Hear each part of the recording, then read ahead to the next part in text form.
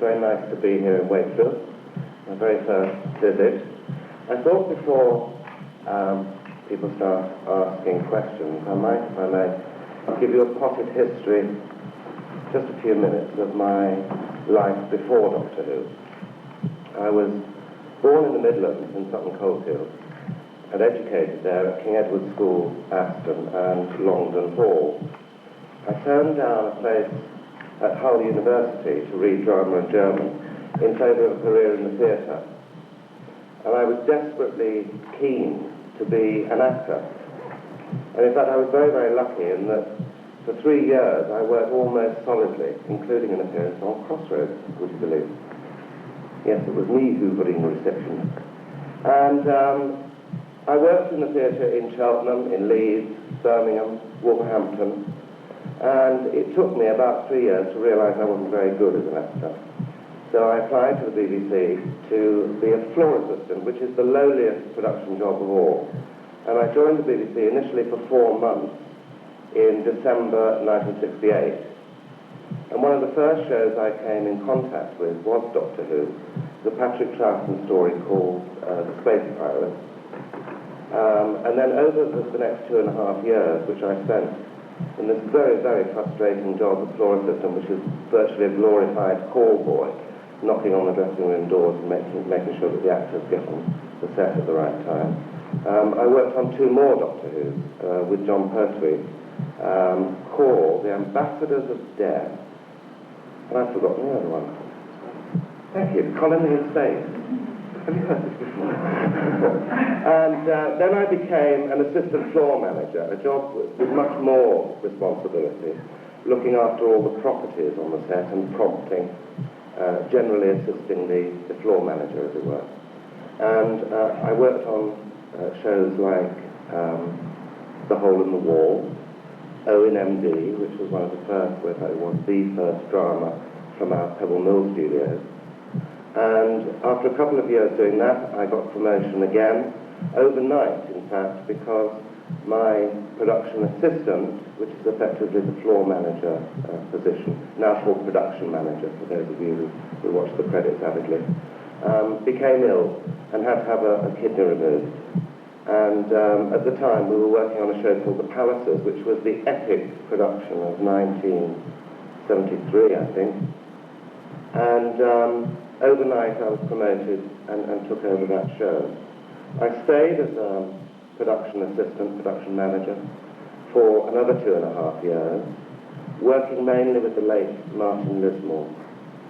And my main claim to fame for that period is I refused to work on I, Claudius, which was a terrible mistake, I think, in retrospect, but never mind. And then I became a production unit manager, looking after the finance of programs and acting as a general assistant to the producer. And I was immediately allocated to Doctor Who, under Graham Williams, and All Creatures Great and Small with Bill Sellers. And for 3 years I worked on those 2 shows, and in my final year as unit manager, also on another show called Flesh and Blood, which was set somewhere near here, I seem to remember, with Bora Hearn and Bill Fraser. So my final year as unit manager, 79, was an incredibly busy one. I was doing 26 Doctor Who's, 14 All Creatures Great and Small, and 10 Flesh and Blood. It's subsequently been decided that production unit manager is such a demanding job that you can only do 1 show at a time, but things were very different then. And then in November 79, it had been announced that Graham Williams was leaving the show, and I was asked if I'd like to take over producing it, which obviously I leapt at, and stayed doing it until very recently. I've actually now left the corporation. I've come off the staff. I'm now freelance, and I'm pursuing various freelance activities and enjoying it enormously. And anyway, that's a little bit of a rough background. I'm sure there are more specific things that people want to ask. So just a little bit of background before we start. Okay, round of applause for John, please.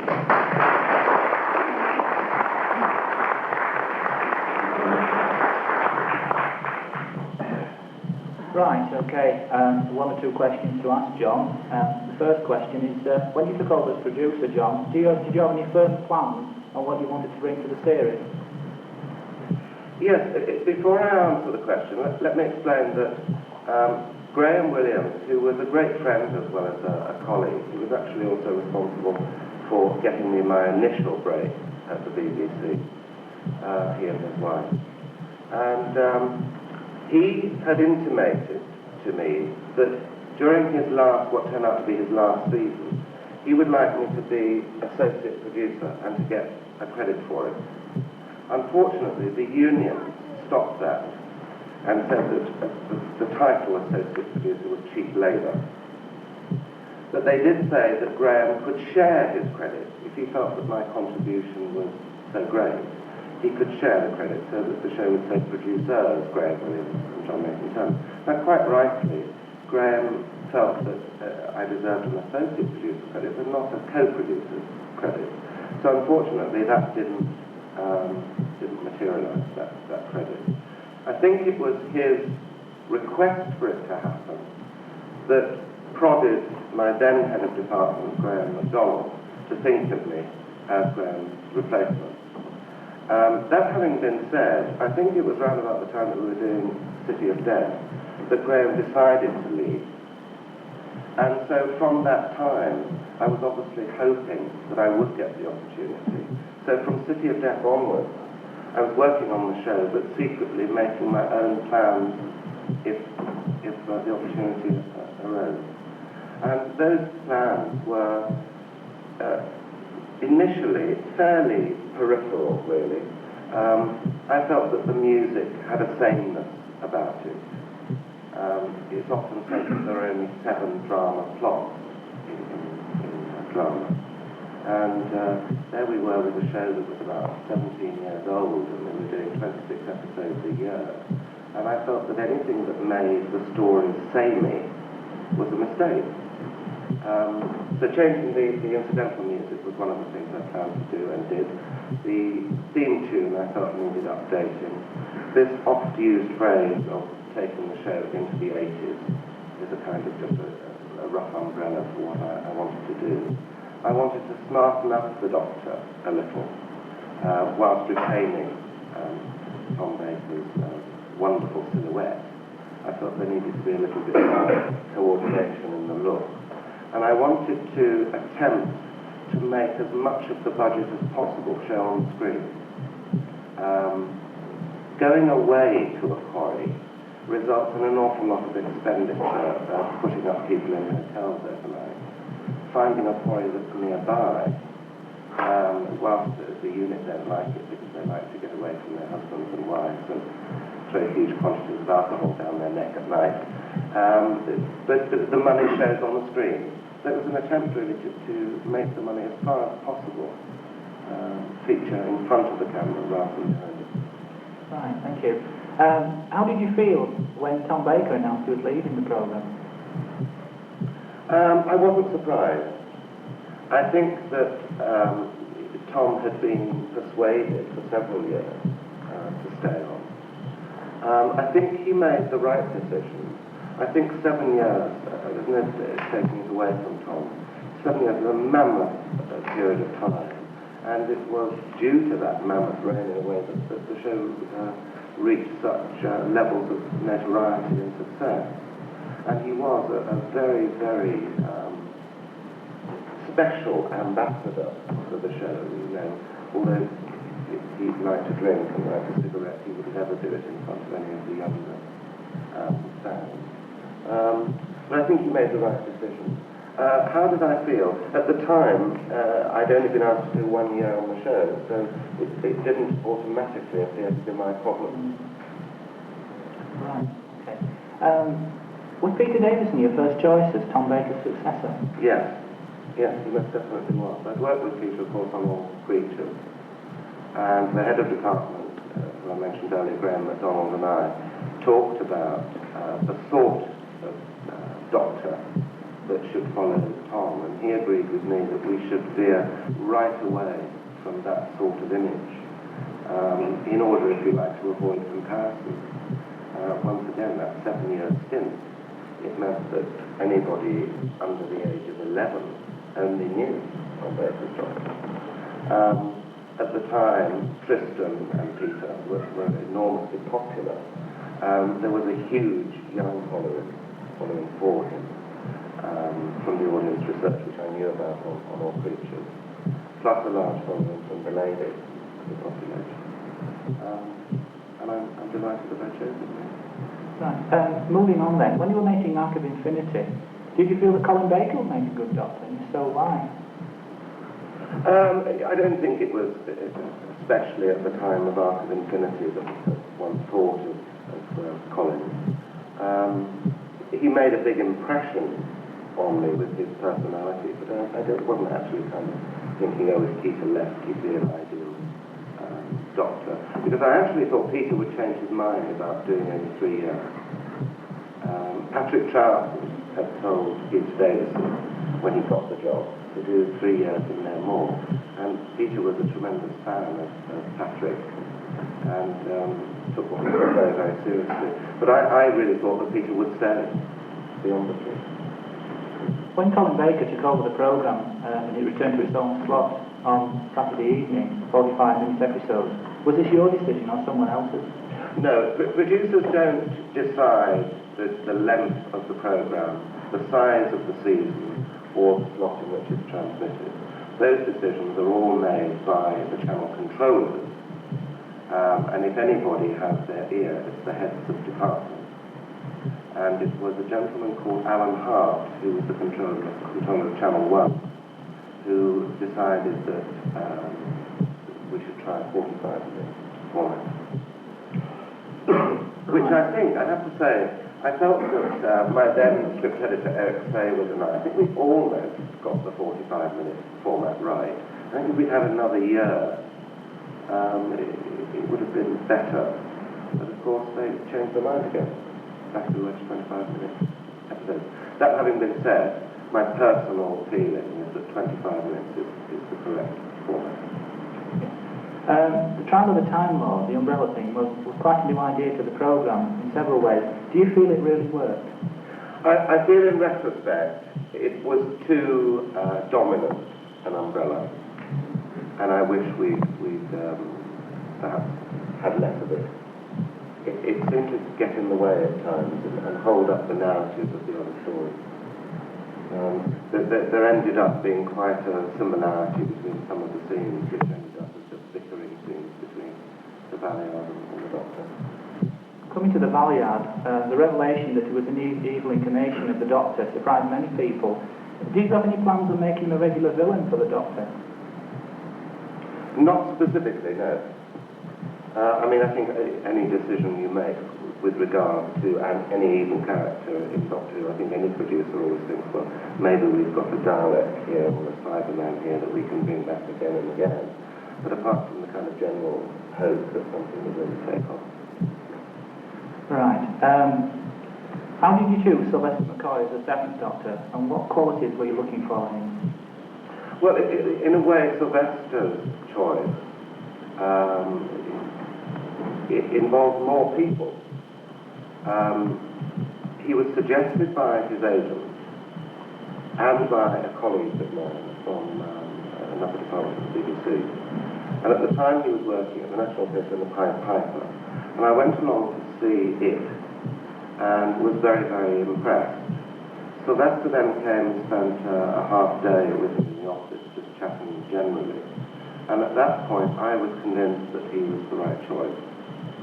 My then head of department wasn't as convinced, and he suggested that I engage the services of a casting director in case, he didn't say he hated the idea, but he said perhaps there was somebody out there who would be even better. And I engaged a casting director called Marilyn Johnson, who came along to my office, and the first thing she said was, before I give you the list of people I think you should see, I have to say I think Sylvester McCoy is a superb choice. So we got on terribly well.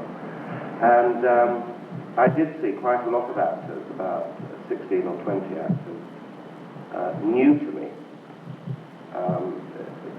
Mainly people who'd worked almost exclusively in the theatre. And we screen tested 4.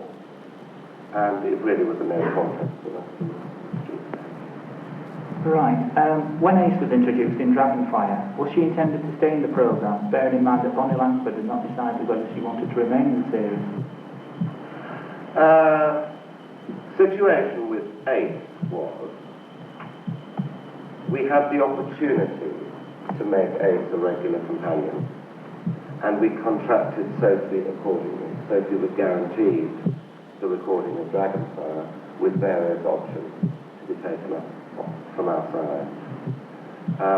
Bonnie at the time couldn't decide whether she wanted to stay, and I think I'd offered Bonnie half a season for the following year, but we didn't have an option on her.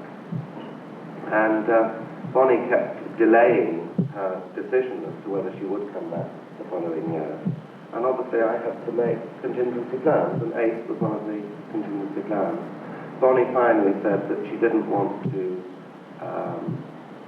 she'd be interested in doing maybe 4 or 6, but not 8. And she didn't want to give me a firm go-ahead or be contracted until about 4 months later.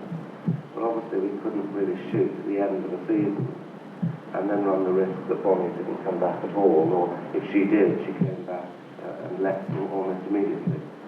So we decided to stick with the contract that we had with Bonnie, and also the end, well actually the end was already written, we always had the alternative ending.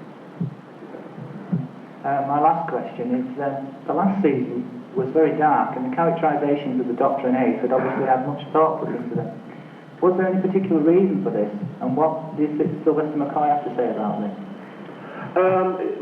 We sort of have regular brainstorming sessions. My script editor Andrew Clark now, and I, and Sylvester. And I don't know who suggested it. I suspect it was Andrew, but it may have been Sylvester. It wasn't me. That we heightened the mystery element, which I agreed with, and all 3 of us thought was something that perhaps had been missing for a while. So it really came out of one of those brainstorming sessions. Thank you. Right, does anyone in the audience like to ask John a question? Yes, Andrew? Yeah, John, are there any troops in the room that were back in 87 printing the copy first? So when you were casting for the Ron 7 software, amongst various people who did the role, Alexis Hale, Jeremy Brett, and John Pearl in Frank High? None of those people ever appeared on my list. Yeah. I know Alexi was very keen to play it. If I read the article in the comments. But no, none of them. Next question. Anyone's got a question? Yes. Am I confident? I'm not. For the simple reason that not working at the corporation anymore, I obviously don't hear as much. You know, you're probably more well informed than I am. It seems to me that delaying a decision until next year, we seem to have heard this before, it seems to me. That having been said, I would hate to go down in history as the person who finished off Doctor Who. And I think that undoubtedly the show has an enormous future. It's always had terrific marketing potential. It's always made a lot of money in the subsidiary merchandising interest. You know from the home videos how well they sell. You know, this year they've released more than any other year in its history. It would seem to me cutting off the nose to spite the face if it didn't come back. But I find it slightly worrying that they've delayed this decision yet again. Right, next question, please.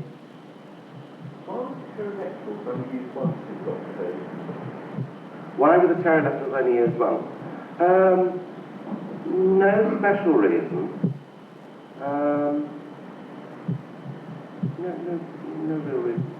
I thought they were the best new monsters from the 1980s. Yeah. I remember in Doctor Who magazine something about Christian saying that the big mistake that the Doctor had sort of killed on that group of pterodactyls, but they thought their base wasn't destroyed, and that sort of left it open for more pterodactyls to come to Earth. And I thought, good, that's the next pterodactyl adventure.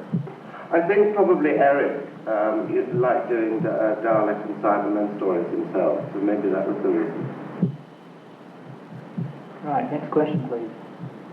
What was your favourite guest star actor? Gosh, that's so difficult. But we have so many. I like people who are witty, and I remember Beryl Reid saying, up until she worked on Doctor Who, she thought Warp Drive was somewhere off the Edgware Road. I really don't know. Kate O'Mara was a lovely, very professional lady to work with. Ken Dodd was just lunatic. I didn't mean that, Ken. No, not really. Very funny. I don't know. I couldn't pick a favourite, really. Tony Selby was excellent. A terrific company member too, playing Bliss. Next question. The US network, the major network. Well, the problem is that we have this deal with through Lionheart, which is now our subsidiary.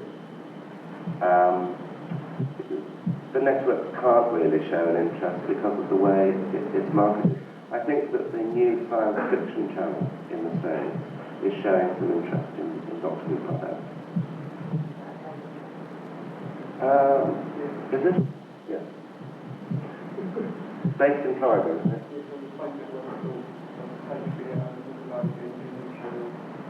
Alright, they are. Next question, please.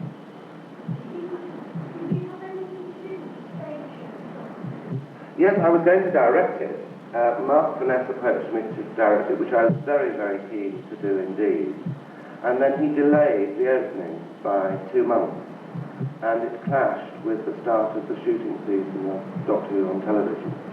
And I didn't feel it was very appropriate to take time away from the office. So I became involved as creative consultant, which was lovely, really, just going along to the odd rehearsal. And everyone saying, you know, there were so many people who weren't connected with Doctor Who working on it. And they sort of took everything he said as gospel. It was great fun. And it was lovely to work with John again on the set. Next question. I read in the newspaper a while ago that the man after the Guinness advert was actually getting a pound for doing the film. Is that true? I honestly don't know. I read that article too. The idea, I think, is preposterous. I really hope it doesn't happen. But I don't know. It seems to me odd that if it's true, no other newspaper has picked up on it. So I would suspect it's probably just a very good story. Next question. What's your favourite villain? Favourite villain? Master. The Daleks. The first Dalek story I did, there was a kind of magical feel of working with something from your childhood. You know, Similarly, after I'd been producing the show for about 8 years, I went inside the TARDIS and inside the police box for the first time, and that gave me the shivers. I never really thought it would. The Daleks, the Cybermen and the Master, probably. And I did like the Curse of Fenric stories. I thought the humans always worked. So, Next question. I went back. John, what challenge with the exception of the Doctor was the most difficult?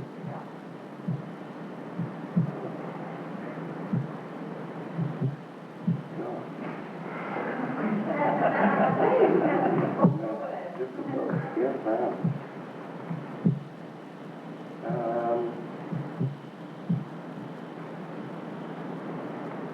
I'm going to come back to that. I'll come back to that.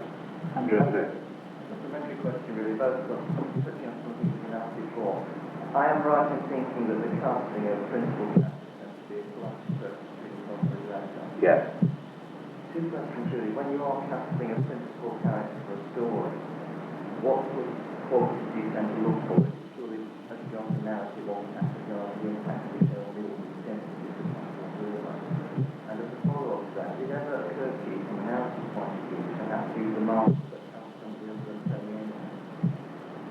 I didn't ever, I'll take the second part first. I didn't ever think of anybody other than Tony Ainley for the Master. He sprang immediately to mind because I'd worked with him on the Palaces, which I mentioned earlier. He played a really creepy character called the Reverend Emilius, who was very obsequious and hateful. And furthermore, when Tony Ainley came in to see me for a chat, not for a reading or an audition, but for a chat, and he came in, and at the time my outer office was shared between the secretary and the production associate, which was a lady called Angie Smith. And the girls met Tony and brought him into my office, and Tony left.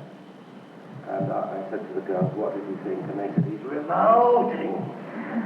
And I said, why? What did he say? And they said, he said hello. So I thought I was on to a winner there, really, with Ant. What was the first part? Oh, yes. I think that the reason one casts names in Doctor Who is as follows. It is very difficult, once the show has started on a particular season, to get publicity. At the start of the season, everybody wants to do a preview, or they do a little article about the current companion or the current Doctor, and just get a nice launch. And after that, you're running for maybe 26 weeks, and nobody's interested. If you cast up your guest goodies or guest baddies with the Kate Maras, the Kendalls, the Hugh Lloyds, the Stubby Kays, etc., you get publicity for the individual story. Added to which, you get a star performance. And I'm a great believer in getting the best kind of people to do the best kind of job. So that's the reason for having what you might call stars in the guest role, is it helps the publicity machine. No point making a program and then people not being aware of what you're doing. And because the show is so generally loved and accepted, reporters don't tend to write about it unless there's an angle. And if that angle is the size of Kate O'Mara's shoulder pads, or the fact that Kendall's carrying a tickling stick, so be it. Next question, please. How much license does the director have for sizes to use the work on a particular story? Quite a lot. The director is at rehearsal every day. I go to the first read-through on the first day and the final run-through on the last day. So they have a fair bit of license. We've always said that all script changes must be proposed and not supposed, because the front office of any production has to protect the rights of the writer. And in the past, writers' rights have been very badly abused. Most writers are quite happy if they're told the reason this is being changed is that the actor feels it's a more comfortable way of saying the same thing, and if the sense is there, they're quite happy. But they must always be proposed, not supposed. But I think every director of every television program makes a very large proportion of artistic input. Another question, please. Why did he need to be the script writer? No idea, really. I know that he got sick of working with me, but I don't know. He said some fairly vitriolic things, which I found fairly surprising after employing somebody for 5 years. But there you go. Can't believe all the people all the time. Okay, next question. Is there any story you actually worked on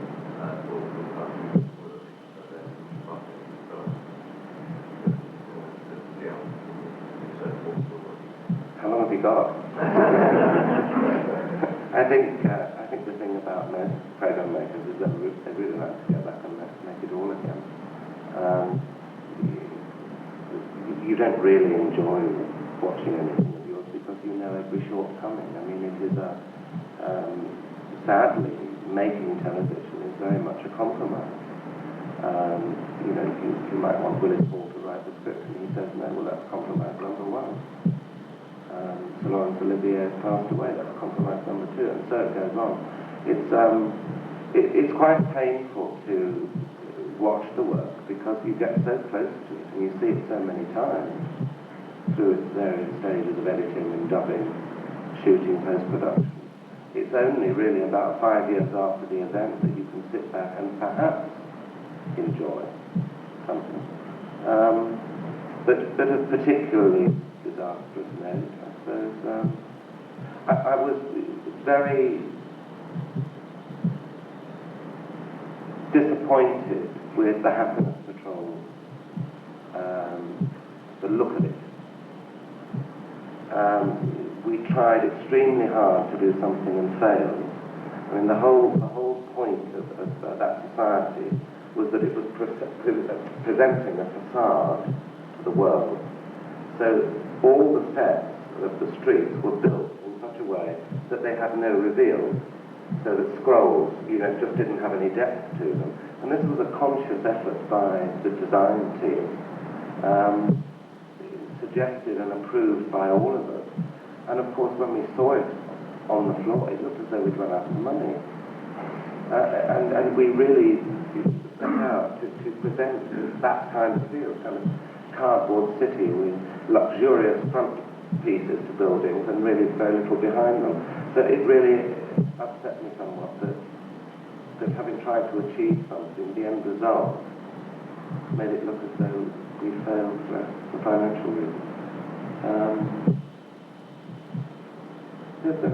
I think nearly every story one can sort of pick holes in really to keep it up. Next question. It's easy to say with the ones you like. I quite like the Press of Fenwick. Yeah. Yes. Speaking very much from outside, speaking of what's happened in the press over the years, it does seem that television drama is becoming more and more expensive to produce, and therefore the financier seems to be not only to an extent having more control of the product and more pressure to the studio or anything that's more sensitive. Do you think that that's becoming an increasing problem when you're actually trying to get a finished artistic presentation on a story? Or is that just something that's been said over the years? The financial side of it has always been very tricky. I did hear this very week that all drama budgets for next year's productions at the BBC have just been cut by 10%. Now, 10% is an awful lot of a budget. Yes, I think that the financiers are kind of over-muscling in on the whole thing. But producers don't spend money, they don't run around with blank checkbooks just throwing it away. If we say it's going to cost X pounds, it's because that quote has been achieved by contacting people who know about these things. So it was a constant bugbear during my time on the show, trying to make the money go further. Designers, costume designers come onto the show and we give them a certain amount of money and they laugh. They read the script and laugh. You're free, they say. There's enough money here for 6 characters and 1 extra. Which is why we started a store. So we built up a store of costumes. Now, costume designers are very highly paid, very artistic, very clever people.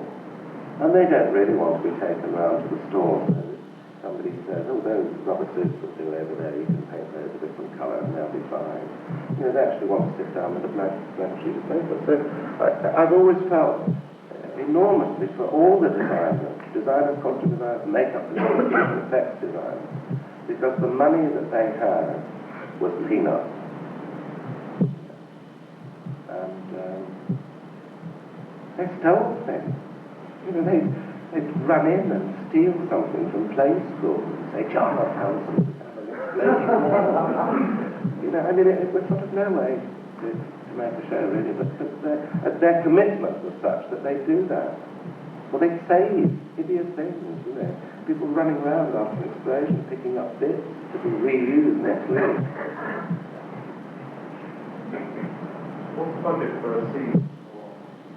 The last season I did was 1.7 million for 14. What is the equally amount of the series?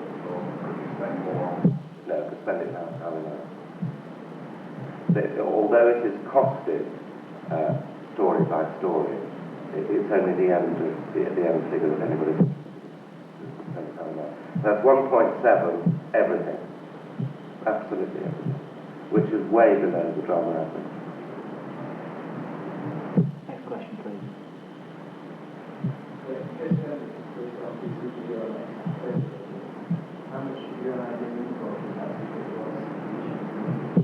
How much?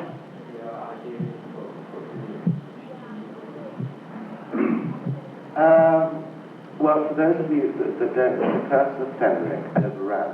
We shot the whole thing on location, and it overran. Now, at the time, various stories got out that there was enough material to make 5 episodes. And in fact, we did at one point think there was enough to make 5 episodes. But our lovely production assistant was timing every scene from the moment the director said action to the moment he said cut. And, normally action, and then somebody opened the door. Well, you take the edit on the door opening, not the 3 seconds before. So the timings were way out. That having been said, so there wasn't ever enough for 5. The episodes 1, 2, and 3, we really didn't have any problem trimming down to time. But episode 4 was very long. And in order to get it to time, we had to almost restructure the script. We had to move scenes around, take them out of order, move them round, to allow us to cut other scenes, to avoid the Doctor jumping from scene to scene, for example. And that was done. Now, in the re-edit, we have reinstated material, chiefly in number 4, but I think, in fact, it occurs in all 4 episodes. But we haven't gone back to our original concept about 4, because that would have meant totally unpicking the whole lot and redubbing the whole lot. And once again, it's down to pound shillings, and hence they didn't have the money for us to do that. But there is some additional footage. None of it is artistically displeasing. In other words, we haven't put anything back that we will ever have allowed on the telly. We've only put back the stuff that was cut for time reasons only. And I must say that Mark Ayres, who's coming along later today, has done a splendid job, such a long time after the event, composing music that fits perfectly, so that the joins are imperceptible. It's a very, very clever job indeed. Right, okay. Sorry, there's no time for any more questions. Can you give a big round of applause for Mr. John Nathan Turner?